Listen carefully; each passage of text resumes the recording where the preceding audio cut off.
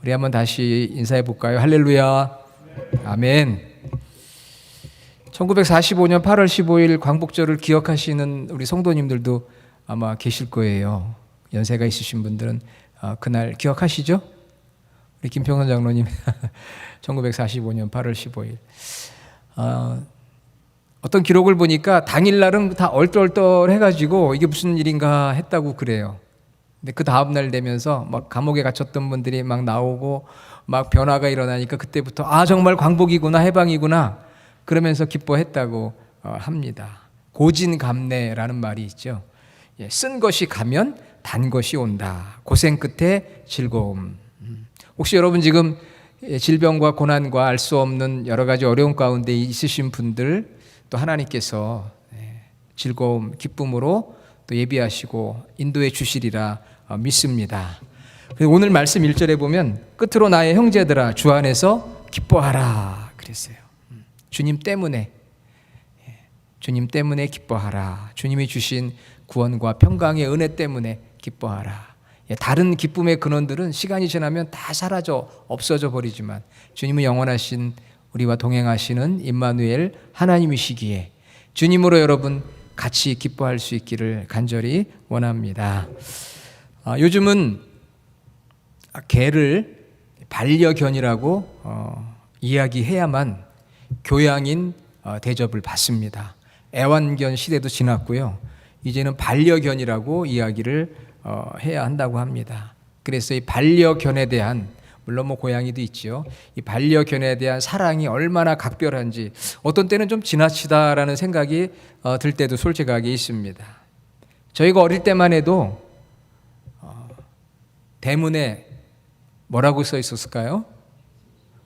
개조심. 어떻게 하셨어요? 오늘 설교 제목을 보고 여러분이 벌써 눈치를 채셨나 본데, 대문에 보면 개조심 이렇게 쓰여져 있었습니다. 그래서 한국을 찾은 외국인들이 대문에 개조심이 써 있는 걸 보고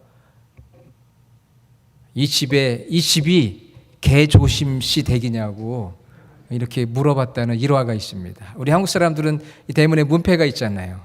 그런데 개조심 이렇게 쓰여 있으니까 외국 사람들이 혹시 여기 개조심씨 댁인가요? 이렇게 물었다는 일화도 있어요. 오늘 사도 바울이 빌립보 교회에 편지를 하면서 개조심하라 이렇게 편지를 했습니다. 제가 설교 제목을 개조심하라 이렇게 하려고 했는데 조금 마음이 편치가 않더라고요. 사실은 성경에 나와 있는 얘기예요. 제 얘기가 아니고. 오늘 말씀 2절에 보세요. 개들을 삼가고, 개조심하라는 얘기예요. Watch out the dogs. 개들을 삼가라. 개조심해라. 성경에 이런 말씀이 있는지 여러분 잘 모르셨죠? 성경에 개조심이 있다는 말이. 지금이야 개가 사랑을 받고 대접을 받는 세상이 됐지만 우리도 잘 알잖아요. 예전에 한국에서 개는 한여름 복더위에 어떻게 됐습니까? 보신탕으로 팔려 나갔어요. 지금은 혐오 식품이 되어서 한국에서도 이제 보신탕이 사라지고 음성적으로 판매되는지는 모르지만 공식적으로는 이제 보신탕 시대는 다 지났습니다.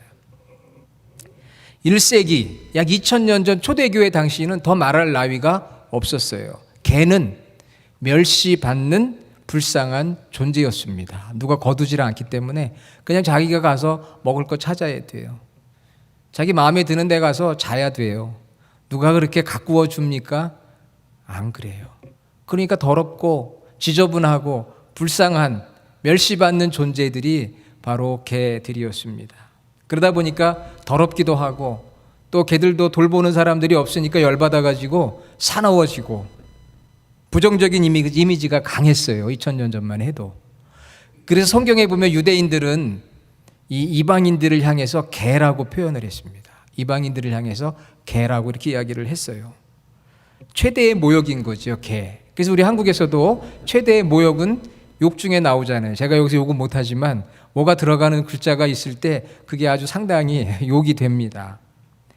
사무엘상 17장 43절에 보면 골리앗이 다윗을 향해 이렇게 이야기해요. 네가 나를 개로 여기고 막대기를 가지고 내게 나왔느냐? 네가 나를 개로 생각하는 거냐? 그래서 이 개라고 하는 이 동물은 당시에 굉장히 부정적인 어떤 대명사였어요. 그런데 요즘에 아마 개들이 그런 이야기 들으면은 굉장히 속상할 것 같아요. 억울하기도 하고. 그렇죠? 2000년 전 얘기, 오래전 얘기입니다. 그런데 이 개 같은 사람들이 바울 당시에 초대교회 안에 있었다는 거예요. 초대교회 안에 개들이 있었다는 거예요. 멍멍하는 개가 아니고 사람들 중에 개 같은 사람들이 있었다는 거죠. 어떤 사람들일까요? 으르렁대고 덤벼들고 물어뜯고, 그래서 교회 공동체를 혼란하게 하고 사람들에게 상처를 주는 개들이 교회 안에 있었다. 그러니 오늘 말씀 2절에 빌립보 교인들에게 편지를 하면서 개들을 삼가해라, 개들을 조심하라, 경계해라, 주의해라, 행악하는 자들을 삼가고 몸을 상해하는 일을 삼가라, 이렇게 말씀을 하고 있는 거예요. 성령의 감동하심으로 사도 바울이 빌립보 교회에 편지를 하면서 개들을 삼가하라고 그랬어요. 개들을 경계하고 개들을 조심하라, 행악하는 자들을 삼가고 몸을 상해하는 일을 삼가라. 이 세 종류의 사람을 말하는 게 아니에요. 개들이 행악하는 자들이고 구체적으로 몸을 상해하는 자들이에요. 그래서 이 세 가지 표현이 나오지만 이 세 번 반복하는 강조적 표현이에요. 개들이 행악하는 자들이고 구체적으로 몸을 상해하는 자들입니다. 그러면 여러분, 교회 안에 있는 혹은 교회 밖에 안팎에 있는 이 개들이 누굴까요? 개들을 삼가라고 했는데 이 개가 누구냐는 거예요. 어떤 사람들을 말하고 있는가? 초대교회에서 개는 오직 예수, 여러분 믿습니까? 오직 예수라고 하는 구원관을 인정하지 않는 사람들이 개 혹은 개들이었어요. 오직 예수라고 하는 구원의 진리를 부인하는 사람들이 누구라고요? 개라고 했습니다. 개들. 성경이 분명히. 그럼 우리 교회 안에는 그런 분들이 있을까요? 없을까요? 우리 안에는 죄송합니다만 개들이 없기를 주님의 이름으로 축원합니다. 오직 예수라는 구원관, 그것은 무엇이냐 하면은 오직 예수님 한 분으로 구원의 절대성을 인정해야 되는데도 불구하고 예수님 한 분 이외에 여러 구원자가 있다는 가능성을 가지고 살아가는 사람들, 구원의 절대성을 부인하는 사람들이 바로 개들이었고요. 또 예수님만으로는 구원이 불충분하다, 그래서 예수님의 구원의 완전성을 부인하는 사람들이 개들이었습니다. 구원의 절대성을 부인하고 구원의 완전성을 부인하는 사람들이 바로 개들이었어요. 그래서 바울은 개들을 조심하라. 이 초대교회는 처음에 유대인들로 구성이 되었습니다. 근데 유대인들은 율법에 열심히 있는 사람들이었어요. 그래서 이 유대인들이 처음 교인이 되었을 때 계속해서 문제를 제기하는 것이 예수님을 믿어도 율법을 지켜야 되고 할례를 받아야 된다고 이야기했습니다. 할례를 받고 율법을 철저하게, 다시 말하면 구약에 나오는 절기들 이런 거 지켜야 된다고 주장하는 사람들이 있었어요. 이 주장은 예수 그리스도를 믿음으로 얻는, 예수님을 믿음으로 얻는 구원의 진리와 상충이 되는 거예요. 아니, 예수 그리스도를 믿으면 구원을 받는다는데 그거 가지고 안 된다는 거예요. 할례를 받아야 된다는 거예요. 구약의 절기를 지켜야 된다는 거예요. 그러니까 이것이 상충이 되면서 교회 안에 혼란을 야기하고 갈등을 야기하게 되는 것이죠. 그러면서 잘못된 구원관을 가지고 사도 바울이 믿음으로 얻는 구원에 대한 설교를 하고 교회를 세우는 곳마다 가서 바울이 이야기한 건 잘못된 것이라고 그렇게 부인을 합니다. 교회를 흔들어 놓습니다. 그래서 이런 사람들을 행악하는 자들이라고 이야기하는 거예요. 2절의 두 번째, 악을 행하는 자예요. 왜? 교회를 흔들고 성도들의 믿음을 혼란하게 하니까 악을 행하는 자들인 것이죠. 사단의 종들인 것이죠. 왜? 참된 구원을 받지 못하도록 하니까. 할례를 받아야 된다. 그래서 할례를 받으려면 남성들이 할례를 받습니다. 그러니까 그것이 바로 몸을 상해하는 일을 하는 거예요. 그래서 개들과 행악하는 자들과 몸을 상해하는 자들은 다 한 종류를 말하는 거예요. 어떤 사람? 예수 그리스도 한 분이면 충분하다, 완전하다, 예수님만이 절대적인 구원자다라고 하는 그런 구원관을 부인하는 사람들, 예수 구원을 부인하는 사람들이 누구라고요? 개들이고 행악하는 자들이고 몸을 상해하는 자들이라고 오늘 사도 바울을 통해 우리에게 말씀을 하고 있습니다. 당시에는 아직 오늘처럼 이 교리가 확립되지가 않았어요. 성경이 다 기록되지도 않았습니다. 그래서 예수님이나 제자들이나 사도들로부터 내려오고 있는 구전, 오럴 트러디션이라고 하죠. 그런 구전, 옛 이야기를 들어가면서 신앙생활을 하던 때이기 때문에 구원에 대해서 확실한 교리가 확립되지 않아서 혼란스러웠어요. 그런데 사도 바울이 편지를 통해서 복음을 전하고 있는데 계속해서 예수 그리스도의 구원에 대해서 절대성을 부인하고 완전성을 부인하는 사람들이 교회 안에, 교회 밖에 있었던 거예요. 교회를 혼란하게 하고 성도들의 신앙을 흔드는 그런 사람들을 바울은 개라고 표현을 했어요. 당시 가장 경멸적인 용어를 사용한 거예요. 저 사람들은 개다. 왜? 예수 그리스도의 구원관을 흔들고 교회를 위협하고 성도들의 믿음을 흔드는 자들이니까 저들은 개고 행악하는 자들이고 몸을 상해하는, 쓸데없이 괜히 몸을 상해하고 피 흘리게 한다는 것이죠. 여러분, 오늘 우리가 살아가는 이 세상에도 개들이 있을까요? 없을까요? 교회 밖에, 교회 안에 있습니다. 어떤 사람이 개라고 할 수 있을까요? 예수 그리스도의 구원의 절대성을 부인하는 사람들이 개들이에요. 다시 말하면 예수님만이 구원의 절대적인 분 아니야. 다 종교는 같아. 하나의 길일 뿐이야. 라고 생각하는 종교다원주의가 있습니다. 이 일종의 개들이라고 할 수가 있어요. 구원의 절대성을 부인하면서 구원의 길이 많다라고 주장하는 사람들, 그것이 바로 그런 사람들이 개들이고 악을 행하는 자들이에요. 또 구약의 특정한 절기를 지켜야 된다. 어떤 이단에서는 유월절을 지켜야 된다고 주장하는 이단들도 있어요. 구약의 절기, 제가 다 구체적으로 설명을 안 드리지만 구약의 어떤 절기들을, 특정한 절기들을 지켜야만 구원을 받는다. 예수 믿는 것 가지고는 안 되고 구약의 절기들을 지켜야 된다. 예수님의 구원의 완전성을 부인하는 거예요. 예수님 한 분으로 구원받는데 다른 것들도 지켜야만 구원받는다라는 것은 예수님의 구원의 완전성을 부인하는 것이죠. 또 어떤 사람은 예수님은 구원의 실패자라고 이야기합니다. 내가 그래서 구원을 이루겠다, 내가 이루었다라는 이단의 교주들이 있습니다. 내가 이긴 자다, 이렇게 주장하는, 작년 코로나 때 문제 일으켰던 한국의 이단들이 있어요. 또 어떤 데서는 구원의 정확한 일시를 알아야지만 구원을 받은 것이다, 이렇게 주장하는 사람이 있어요. 내가 예수님을 믿는데 예수님 믿고 구원받은 날짜가 정확하게 몇 년, 몇 월, 며칠인지를 모르면 구원받은 게 아니다. 그런 이야기가 성경에 어디에 있습니까? 그러나 그렇게 주장하면서 사람들의 구원에 대한 혼돈을 일으키는 것이죠. 또 어떤 사람들은 우리 교회에 나오지 않으면 구원 못 받는다, 이렇게 주장하는 사람들도 있어요. 제가 한국에서 개척교회 할 때요, 교인이 얼마 안 됐어요. 그런데 당시 큰 교회였어요. 열심히 있는 성도들이 많은 교회였는데 저희 교회 나오는 믿음 약한 성도를 찾아가서 그렇게 전도를 하는 거예요. 저런 개척교회 나가면 구원 못 받는다. 우리 교회 나와야 구원 받는다. 여러분 어떻게 생각하세요? 저런 개척교회 나가면 구원 못 받는데 우리 교회처럼 큰 교회, 성공한 교회 나와야지 구원 받는다. 그런 사람들은 어떤 사람이에요? 예. 제가 얘기 안 해도 여러분이 이미 너무 잘 아시네요.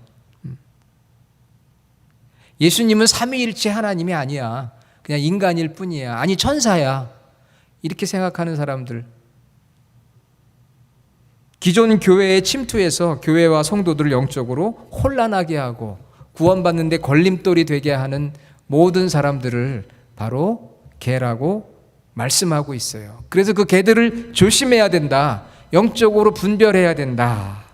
자, 그러면 여러분, 이 개들이 교회 외부에만 있을까요? 아닙니다. 교회 안에도 있을 수 있어요. 그러면 교회 안에 있는 개들은 어떤 사람들, 어떤 때로는 목회자일 수도 있고 성도들도 될 수 있는데요. 지금부터 좀 조심스럽기는 해요. 그럼 나를 개라고 하는 건가? 또 이렇게 생각할 수도 있잖아요. 그렇죠? 자, 이 개는 여러분 정확하게 아셔야 돼요. 구원의 절대성을 부인하는 사람이에요. 두 번째는 구원의 완전성을 부인하는 사람이에요. 거기다 뭘 더 애드하면 안 돼요. 예수님 외에 구원을 받기 위해 더 뭐가 필요한 게 아니에요. 예수님은 구원의 절대자요, 완성자예요. 그런데 교회 안에서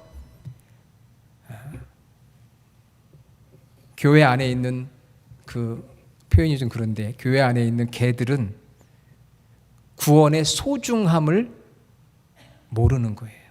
구원의 소중함을 부인하는 자들이에요. 교회 안에 있는 개들은 어떤 사람들이라고요? 구원의 소중함을 부인하는 자들이에요. 구원의 소중함. 여러분, 개도 종류가 꽤 많습니다. 여러분, 개 종류가 몇 종류나 되는지 아세요? 네, 제가 찾아보니까 한 150종류가 된대요. 그 다 알기는 어려울 것 같아요. 제가 수의사가 아니니까 몇 개 종류는 탁 보면 알아요. 왜냐하면 저는 개를 키워보진 않았는데 그래도 뭐 몇 종류는 보면 저 종류는 뭐구나 이렇게 알긴 압니다. 자, 교회에도 이 개들이 있는데요. 구원의 소중함을 모르는 사람들이 개라고 하는 거예요. 여러분, 구원의 소중함 꼭 모르시면 안 돼요. 예수 그리스도께서 십자가에서 피 흘려 자신의 생명을 내어주시고 그것을 위해서 하나님이 창세전에 예정하시고 성령으로 지금도 역사하시는 가장 중요한 구원, 이 구원의 소중함을 모른다면 바로 성경은 개라고 이야기합니다. 자, 그러면 교회 내에 있을 수 있는 구원의 소중함을 모르는 경우가 어떤 경우가 있을까요? 사실 3절의 말씀을 제가 이제 여러분에게 마지막에 말씀을 드릴 텐데 3절의 말씀을 제가 묵상하면서 교회 내에 그 구원의 소중함을 모르는 사람들이 어떤 종류의 사람들이냐면 세 종류의 사람들이 있어요. 첫째는 신앙 인격이 미숙해서 마치 맹견처럼 성도들에게 상처를 주는 사람들이에요. 그래서 별일 아닌 것 같고 다투고 싸우고 내 욕심 부려서 빌립보서 2장 3절에 다툼이나 허영, 상처를 줍니다. 왜 상처를 줘요? 그 사람은 예수 그리스도의 핏값으로 사신 너무나도 소중한 영혼이거든요.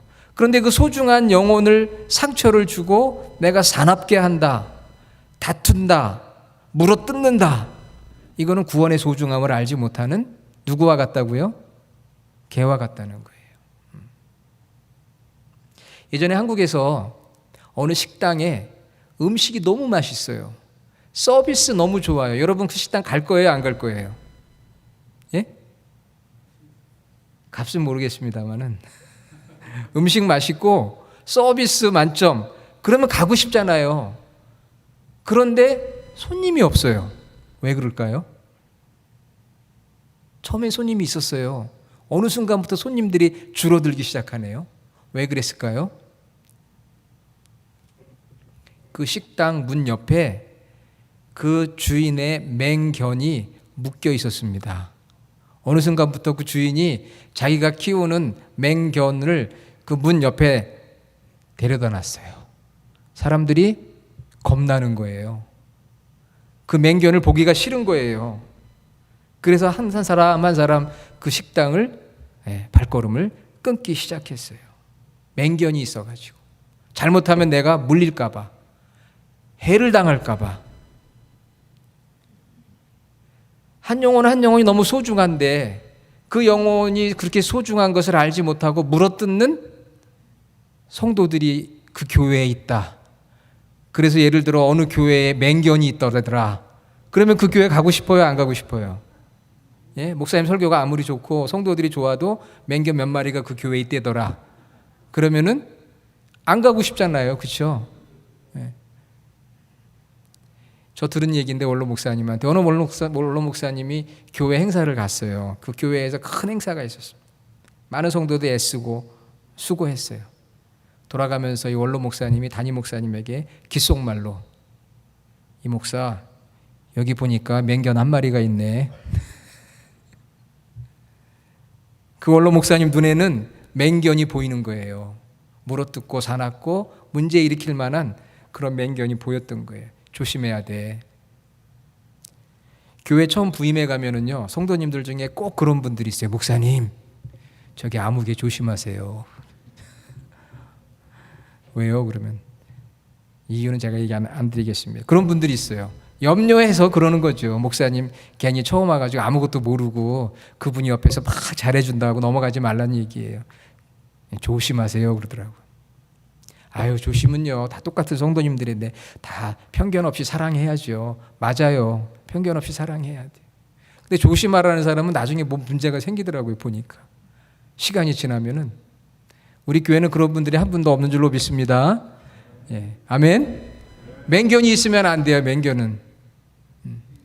한국에서 요즘에 매일 하루에 맹견에게 물리는 사람들이 평균 6명이래요. 맹견 한 마리, 한국에서 6명이 평균적으로 그 개에 물린대요. 그래서 맹견의 견주는 꼭 책임보험을 들어야 한답니다. 이게 올해 뉴스예요. 신앙 인격이 미숙해서 사나운 사람들, 왜 그럴까요? 그 영혼이 예수 그리스도의 피값으로 산 소중한 영혼임을 내가 인식해야 되는데 그것을 알지 못하고 물어뜯는 거예요. 그러면 그것이 예수 그리스도의 구원의 소중함을 부인하는 자 아닙니까? 그러니까 오늘 사도 바울이 빌립보 교회에 편지한 개라고 하는, 행악자라고 하는 바로 그 사람이 될 수밖에 없는 거예요. 자, 두 번째는 어떤 사람이 개라고 할 수 있습니까? 자기 신앙만 옳고 최고라고 생각하면서 다른 사람의 신앙은 비하하고 멸시하는 교만한 사람들이 있어요. 그 사람도 그 사람 수준에서 지금 신앙생활을 하고 있는 거거든요. 예수님도 그 사람 위해서 십자가에서 죽으셨어요. 그렇다면 판단하실 분은 내가 아니고 주님이거든요. 그럼 내가 판단해요. 나는 최고인데 저 사람은 형편없어. 그런데 그 사람들의 행동을 보면 위선적일 때가 참 많아요. 내가 최고라고 생각합니다. 내 신앙이 최고지. 그렇지 않습니다, 여러분. 저도 목회하면서 여러 많은 성도들, 교역자들 접해봤는데요. 자기가 최고라고 하는 사람들이 있어요. 그래가지고 연약한 성도들을 미혹합니다. 그래서 같이 말씀 공부도 좀 하자고 하고 때로는 같이 기도도 좀 하자고 그래요. 제가 아는 목사님에게 어떤 성도님이 이민교회에서 목사님 좀 저녁에 기도하고 싶은데 교회 열쇠 좀 하나 해주세요. 그랬어요. 아, 기도한다는데 교회 열쇠 못 해줄 이유가 뭐가 있습니까? 그래서 교회 열쇠를 하나 드렸어요. 열심히들 이제 이분이 나와서 기도를 합니다. 그런데 어느 날 어느 성도님이 목사님에게 목사님 요즘 밤마다 교회에서 기도하는 성도님들이 있는 거 아시죠? 아, 그러면 제가 열쇠 줬는데요. 한번 가보세요. 그러더래요. 그래서 조용히 몰래 저 유아실에 들어가서 저기서는 여기가 보이거든요. 여기서는 안 보이지만 유아실에 들어가서 한번 봤어요. 뭐 하나. 그래서 난리도 아닌 거예요. 기도하러 와가지고 서로 막 안수기도를 하고 막 쓰러지고. 그래가지고 이 목사님은 저 같으면 그렇게 안 할 텐데 이 목사님 성격이 급하셔가지고 당장 열쇠를 그냥 뺏어버렸어요. 어떻게 됐을까요? 당연히 나갔죠. 혼자만 나갔을까요? 무리를 이끌고 나갔습니다. 어디로 갔을까요? 큰 교회로 갔어요. 근데 그 교회 가서도 또 문제를 일으켰어요. 그러면서 목사님이 기도하는 것을 방해한다. 그렇게 소문이 나기 시작했습니다. 자발적으로 기도하려고 하는데 해방한다. 기도하는 건 좋지요. 그런데 우리 신앙만 진짜고 우리처럼 이렇게 하지 않으면 나머진 다 가짜다. 그러면서 기도하면서 남들을 비판하고 자기만이 옳다고 주장을 하는 거예요. 그렇지 않습니다. 자기만 최고라고 생각하는 그러한 교만한 목회자도 있을 수 있고 성도들도 있을 수 있어요. 바로 오늘 성경은 구원의 소중함을 잃어버리면 한 사람 한 사람이 소중하거든요. 다 영적인 신앙의 단계라는 게 있어요. 내가 판단할 필요가 없습니다. 내가 비판할 필요가 없어요. 그런데 그렇게 되면은 구원의 소중함을 잃어버리는 오늘 성경이 말하는 개들과 같은 사람이 되는 거예요. 자, 세 번째는 어떤 개들이 있느냐 하면은요. 가장 오늘 본문하고도 유사한데 외형과 형식을 고집하고 자랑하는 사람들이. 저는 이 말씀 읽으면서 나에게도 이런 모습이 있다는 걸 고백합니다. 외형과 형식을 고집하고 자랑하는.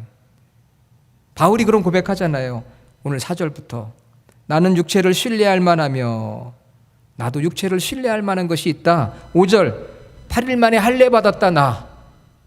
바울이 과거에 이랬다는 거예요. 지금 그랬다는 게 아니라. 그런데 지금도 이런 사람들이 교회 안팎에 있어서 성도들을 미혹하고 자꾸 육신을 신뢰하도록 하고 사람을 볼 때도 그 사람의 외적인 모습을 보도록 주님을 바라봐야 되는데 외적인 모습을 바라보도록 하는 지도자들이 있다는 거예요. 자랑하면서 자기께 최고인 것처럼. 나도 과거에는 그랬어. 그런데 지금은 아니라는 거예요. 다음 주 말씀드릴 거예요. 거기 바울이 얘기합니다. 나도 8일 만에 할례 받았다. 저도 모태신앙이에요. 영아 세례 받았어요. 이런 것만 자랑하는 분들 있잖아요. 내가 그래도 유아 세례 받았는데 겉모습만 자랑을 합니다. 이스라엘 족속이라고 그랬어요. 5절에 선택받은 하나님의 백성.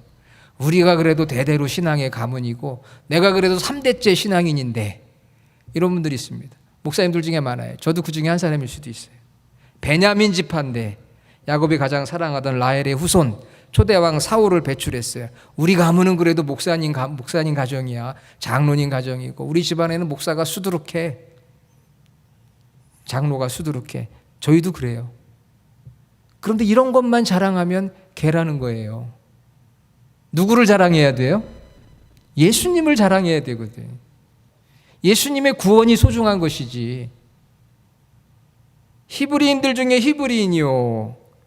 히브리어를 잃어버리지 않은 고유의 언어, 한글을 잃어버리지 않고 이방인의 피가 섞이지 않은, 다시 말하면 뼈대 있는 집안이라는 거예요. 내 사회적으로 우리 집안이 양반 가문이야. 그래도 내가 양반 가문에 바리새인이요 그랬습니다. 철저하게 겉으로는 경건해 보이려고 사람들 눈에는 좋아 보이는, 거룩해 보이게 하고 속으로는 위선적이지만 열심으로는 교회를 박해했어요. 열심히 대단해요. 내가 과거에 참 대단했어. 내 열심히. 과거에 내가 안 해본 게 없어. 나도 과거에는 저도 과거 얘기 많이 하거든요. 나이 먹었나 봐요. 과거에 목회할 때 내가 그래도 큰 교회 부목사였는데 뭐 이런 얘기 나오거든요. 그러면 뭐라고요? 조심해야 된다. 조심해야 된다. 흠잡을 데 없다. 나 그래도 정말 법 없이도 살 사람이야. 나 착하게 살려고 노력하는 사람이야. 이렇게 외형과 형식을 고집하고 이것을 신앙의 최고의 덕목으로 생각하고 자랑하는 사람들이 바로 누구냐? 죄송하지만 개라고 말하고 있는 거죠. 기분 나빠요. 개라고 그러니까. 저도 이 중에 몇 개 있을 것 같아요. 그래서 조심하려고 생각합니다. 저도. 이런 것들은 구원에 이르게 하는 게 아니에요. 중요한 것은 내 마음입니다. 마음. 보이지 않는 내 내면, 그리고 예수 그리스도를 온전히 내가 지금도 신뢰하는지, 그분이 지금도 내 삶의 주인이신지. 요한복음 1장 12절 영접하는 자 곧 그 이름을 믿는 자들에게는 하나님의 자녀가 되는 권세를 주셨으니 이는 그 다음에가 중요해. 혈통으로나 육정으로나 사람의 뜻으로 나지 아니했다. 그런데 우리는 자꾸 예수님을 자랑하는 게 아니고 내 혈통, 내 눈에 보이는 거, 외적인 거 이런 것만 자랑하면서 이런 거 고집하고 은근히 이런 거 내세우는 거죠. 그런 사람들이 초대교회, 빌립보 교회에 많이 있었다는 거예요. 그러므로 인해서 상대방에게 열등감을 심어줍니다. 내가 굉장히 대단한 것처럼 보여집니다. 그 영혼이 소중한 거거든요. 그 영혼이 예수 그리스도의 구원의 소중함, 한 영혼이 소중한데 나로 인해서 상처를 주는 거예요. 이런 사람들을 오늘 말씀 삼가라고 해서 조심하라. 이 언어의 뜻은 가까이 하지 말라는 거예요. 가까이 하지 말고 휩쓸리지 말고 분별을 해야 돼요. 본받지 말고, 그리고 중요한 것은 내가 그런 유대 율법주의, 다시 말하면 예수 그리스도의 구원의 완전성을 부인하는 그런 유대 율법주의자가 되지 말고 성경적인 복음주의자가 되라. 빛이 오면 어둠이 물러가는 거예요. 복음주의, 하나님의 말씀 중심이 돼요. 그게 어떤 삶이냐면요, 3절에 나와요. 하나님의 성령으로 봉사하며 그리스도 예수로 자랑하고 육체를 신뢰하지 않는 자다. 유대율법주의자가 아닌 성경적 복음주의자, 개가 아닌 정말 하나님께서 인정하는 그런 사람, 어떤 사람입니까? 하나님의 성령으로 봉사하는 거예요. 나의 무슨 재능으로, 내 노력으로가 아닙니다. 하나님의 성령으로, 무슨 전통이나 절기나 의식으로가 아니에요. 내 내면으로, 마음으로, 믿음으로 성령의 인도하심을 받는 거예요. 찬양대 찬양팀 꼭 노래 잘해서만 하는 게 아닙니다. 악기를 잘 다뤄서만 하는 게 아니에요. 교회는 성령의 인도를 받아서 봉사하는 거예요. 나는 부족하지만 성령님 의지하면서 성령님 나를 통해 역사해 주십시오. 그것이 바로 성도들의 진정한 모습인 거죠. 그게 아니라 내가 세상에서 뭘 잘했기 때문에 교회에서도 이렇게 대접받아야 되고 잘해야 된다고 생각한다면 그것은 바로 성경이 말하는 개라고 할 수가 있는 거예요. 그래서 성령의 인도를 구하는 기도와 말씀으로 내가 무장이 돼야 되고 성령의 뜻이 무엇인가를 잘 분별을 해야 됩니다. 그리고 예수님을 그리스도 예수로 자랑하라고 그랬어요. 내가 가지고 있는 뭐 그런 걸 가지고 자랑하는 게 아니에요. 주님을 높이고 주님만 기뻐하는 거예요. 주님을 높여야 돼요. 내가 지금 주님과의 관계에서 어떤 상태에 있는지 주님을 높여야 되는데 어찌하다 보면 과거의 나의 모습 그것만 자꾸 자랑하고 고집하고 높일 때가 있잖아요. 저희들 모습 속에. 그런 걸 조심하라고 우리 각자에게 주시는 말씀이 주님만 자랑하라는 것이죠. 어렵습니다. 주님만 자랑하라. 그리고 육체를 신뢰하지 말라. 그 육체를 신뢰한다고 하는 그 의미, 내가 가지고 있는 거, 소유하고 있는 거, 거기에는 내 학벌도 있고 내 실력, 내 재능, 내 감은 많은 것들이 있어요. 그런 육체적인 거를 너무 신뢰하지 말고 오직 예수님을 신뢰하는 자가 되어야 3절 하반절에 그것이 진정한 할례파다. 몸의 할례를 받는다고 되는 게 아니고 진정한 할례파는 육체를 신뢰하지 않는 자, 그런 자가 거듭난 자고 하나님 보실 때 기뻐함을 입은 성도예요. 그런 사람을 개의 반대말을 제가 찾아보려고 했는데 아직까지 못 찾았어요. 그러니까 개는 아니고요. 하나님이 기뻐하시는 그러한 성도. 겉모습이 아니라 나의 내면, 형식이 아니라 내용, 내가 소유하고 있는 것이 아니라 그 존재를 내가 보면서 하나님 앞에서 내가 신앙생활하는 자가 되어야만 그 교회가 부흥하고요, 평안하고요, 우리 성도들의 신앙도 성장할 수 있고 주신 사명을 감당할 수도 있어요. 사랑하는 여러분, 오늘 이 말씀을 제가 읽고 묵상하면서 많이 고민도 됐어요. 왜냐하면 나에게도 그런 모습들이 있으니까. 하나님, 저도 하나님 앞에 정말 개 같은 목사입니다. 불쌍히 여겨 주십시오. 주님만 자랑하게 하시고 제가 봉사하는 거 내 힘으로 하지 않고 성령의 능력으로 하도록 정말 말씀과 기도로 주님 앞에 엎드리는 제가 되게 해주시고, 내가 가지고 있는 거 조금 잘난 척하는 거 그런 거 다 내려놓고 주님만 높이는 자가 되게 해주십시오. 그러한 삶으로 이렇게 거듭나고 변화되는 역사가 저와 여러분 모두에게 있기를 주님의 이름으로 축원합니다. 아멘. 하나님, 오늘 빌립보 교회에게 주시는 말씀을 붙들기 원합니다. 오늘날 교회가 많이 어렵고 힘든 거 오늘 말씀을 통해 하나님께서 밝히 드러내 주셨습니다. 정말 저희들이 하나님 기뻐하시는 성도가 되게 하시고 외적인 것이 아니라 내면의 세계, 그리고 그 믿음, 본질, 형식이 아닌 내용, 존재, 하나님 앞에 인정받을 수 있는 그런 우리 모든 성도들이 되게 하시고, 아직도 우리 주변에서 잘못된 신앙을 가지고 안팎에서 성도들을 미혹하는 자들이 있다면 저희들이 잘 분별하고 그런 사람들을 멀리하고 그런 사람들을 진리의 길로 인도할 수 있는 저희 교회 성도들이 되게 하여 주시옵소서. 예수님의 이름으로 기도드립니다. 아멘.